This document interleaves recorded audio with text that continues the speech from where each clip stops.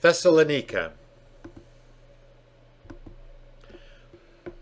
On Paul's second missionary journey, he was accompanied by Silas, who is also called Silvanus. Along the way, while still in southern Galatia, Timothy joined them, and the three are credited with establishing the Macedonian church at Thessalonica about AD 50. Acts 17 verse 1 says that Paul and Silas traveled from Philippi to Thessalonica via Amphipolis and Apollonia.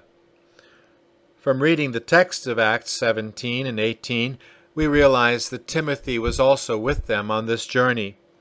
This route is on the Roman road known as the Via Egnatia, and the distance was 101 Roman miles. The trip would have taken about 7 days. Thessalonica also lay at the end of a north-south Roman road that extended from the Danube down to the Aegean Sea. Thessalonica was also a port city and therefore in a highly strategic location. Since 146 BC, it had been the capital of the province of Macedonia.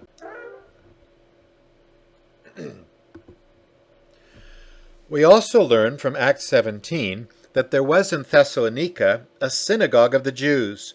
Luke writes, "And Paul went in to the synagogue, as was his custom, and on 3 Sabbath days argued with them from the Scriptures, explaining and proving that it was necessary for the Messiah to suffer and to rise from the dead, and saying, 'This is the Messiah, Jesus.'"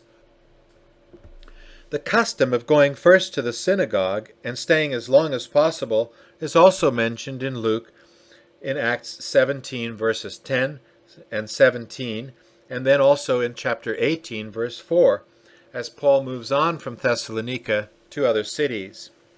Ministry by the apostle to the Gentiles in synagogues of the Roman Empire was more than a good ministry strategy of connecting first with people who were closest to him, ethnically, socially, and religiously.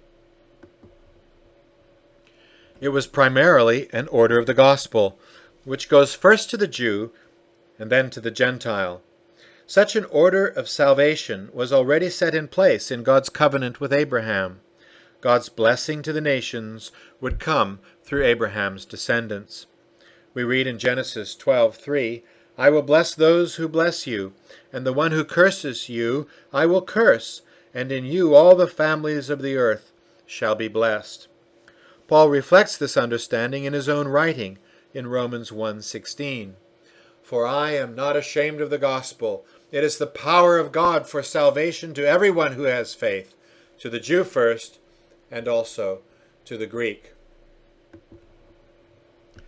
The prophet's expectations that a return of Jews from exile, from an exile in their sins, would lead to an inclusion of the Gentiles as well, explains Paul's strategy of going first to the Jewish synagogues of the diaspora.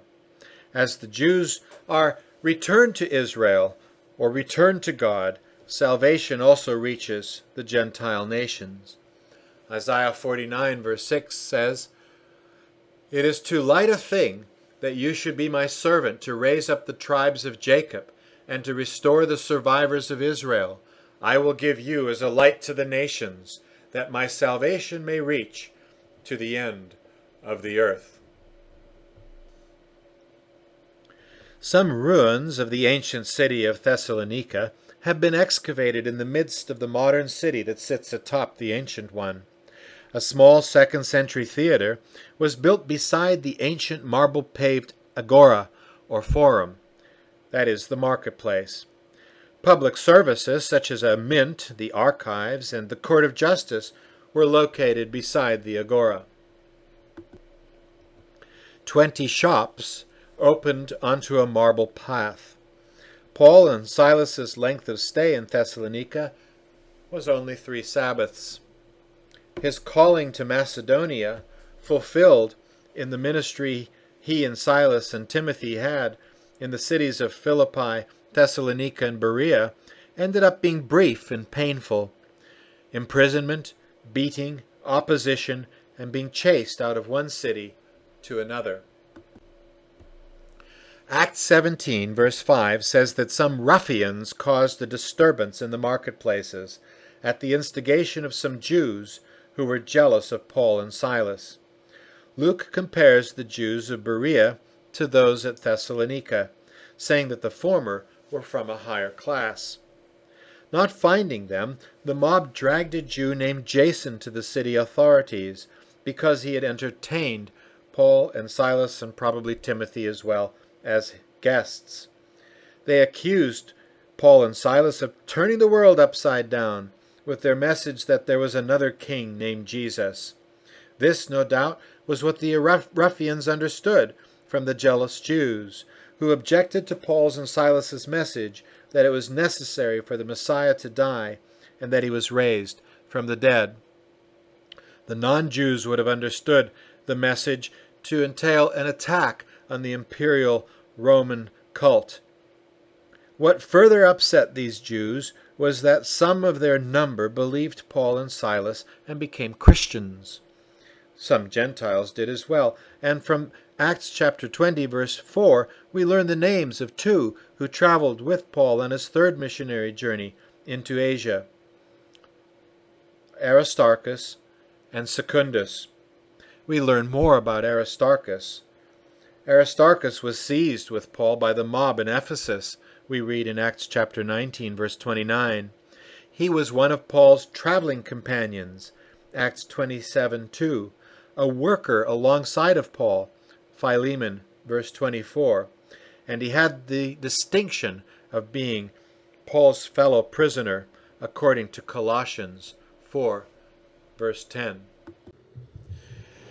In this slide, we get a picture from the model for Thessalonica of what the forum or agora would have looked like.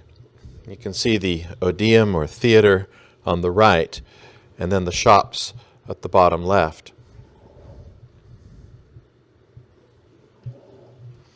This slide shows a Byzantine wall, and therefore a wall from after the time of Paul, several centuries. Here is the Great Gate, but some other gates of the city were torn down and can't be shown.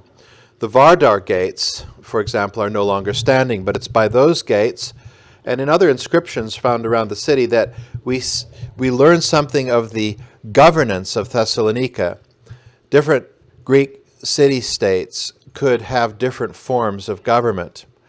And it's interesting to note the language used for the governance of Thessalonica, because Luke is aware of this local form of governance in Acts chapter 17. He uses the term politarchai for the officials that govern the city. And we learn from other documents that 5 or 6 politarchs governed Thessalonica at the time. In Acts chapter 17, a mob drags Jason before these officials, these politarchs. Also, we find from some inscriptions that the assembly itself was called a delos, and that is also a term used by Luke in Acts chapter 17, verse 5.